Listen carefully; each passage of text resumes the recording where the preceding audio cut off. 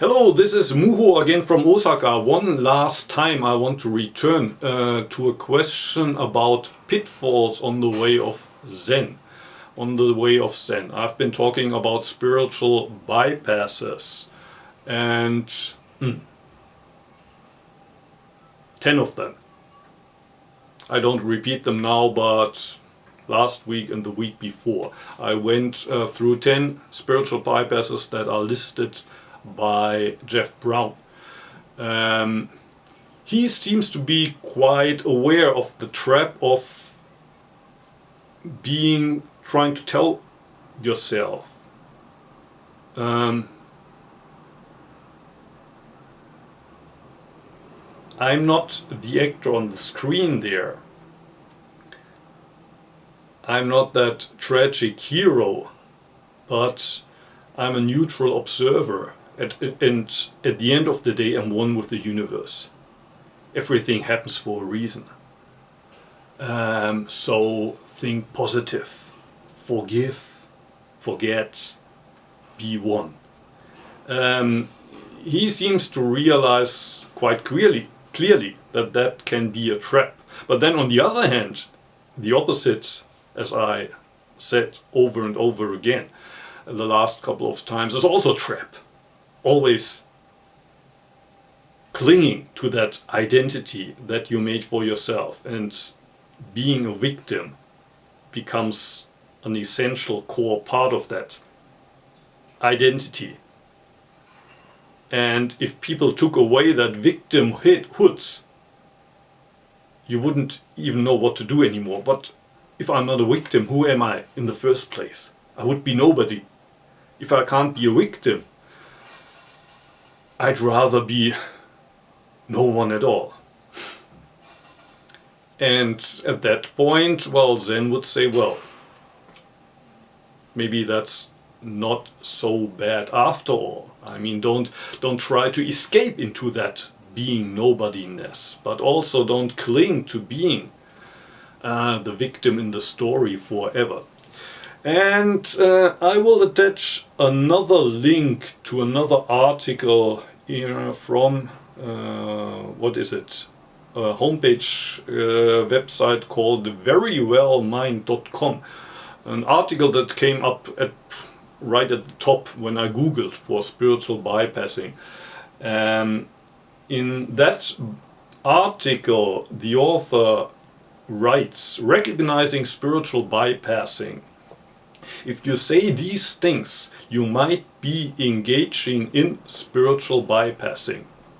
Everything happens for a reason. You create your own happiness. It was for the best. It was a blessing in disguise. Good vibes only. Thoughts and prayers. All of these sound pretty good. They sound pretty good, and I think most of us use these from time to time. But you should be careful. And there are other examples like don't have any concepts, don't think, feel, and many others. But now to the next question. The third one from the same person. What is the role of the sutras in Zen?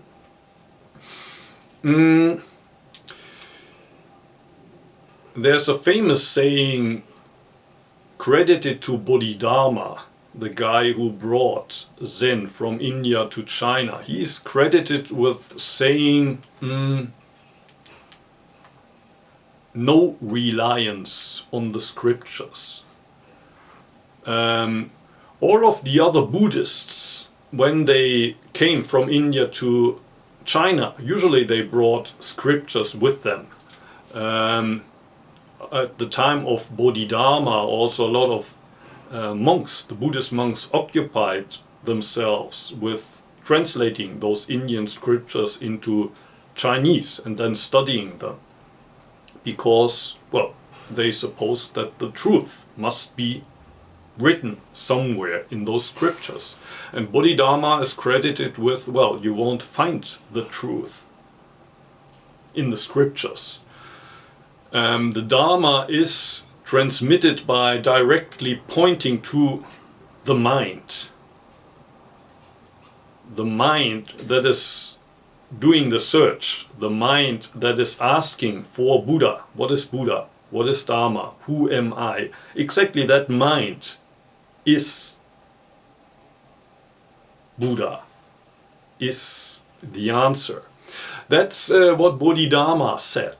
So does that mean that in Zen we don't study the scriptures at all? And the answer, of course, is no. As all of you who are practitioners of Zen probably know, if you go to a dojo, it's quite common that even in Western dojos, in Zen centers, they recite the sutras. And also in Japanese temples, Zen temples, they usually daily do sutra recitation. Why? Why do we still read the sutras, recite the sutras, study the sutras? I would use the metaphor of, it's like a map. If you want to climb a mountain, it's important that you get into your boots, you wear your boots, you get dressed, prepared, pack your backpack, and then you have to enter the woods and find the mountaintop. But at certain points on the way, you will probably need the help of a map to tell you where you are. And Zen basically means to return to reality, return into the here and now, to use a simple phrase, to get out of yesterday and tomorrow and to get back into now. Return from me and them into this person that is sitting here in this moment. So I often use the metaphor of, well, taking a break from the game, or I also say get off the map. Get off the map and take a look at the real landscape. So using the metaphor of the sutras, the scriptures being something like a map, it's in a way it's a map that teaches us to let go of the map. So the sutras from a Zen perspective would be something like this. These are only words written on a piece of paper. So what do I learn from that? Well, it's just a piece of paper with the words written on it. So it's not important. But then again, often we cling to this. So from time to time we need this reminder that words are just words, paper is just paper. That's why you find also Zen monks in China and elsewhere wiping their behinds with the sutras. On the other hand, words help a lot. Like, I daily upload videos, and these videos mainly concerns of words. I'm talking. Dogen wrote a lot of stuff.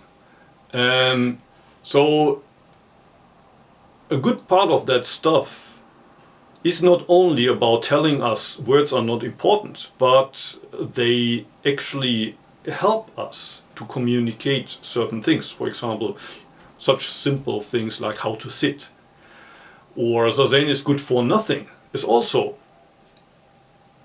those are words. Words that try to help us to get out of the intellectual realm, that try to get us off the map, but words. Precepts, rules are usually handed down in words. So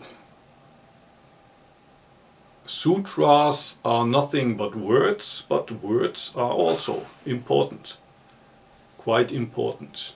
And that's also why you will not only find Zen monks that wipe their behinds with the sutras, but also a lot of people usually treat these sutras with a lot of respect, because they help us on our way. Okay, thank you very much for those questions. Thank you for watching. See you again. Bye.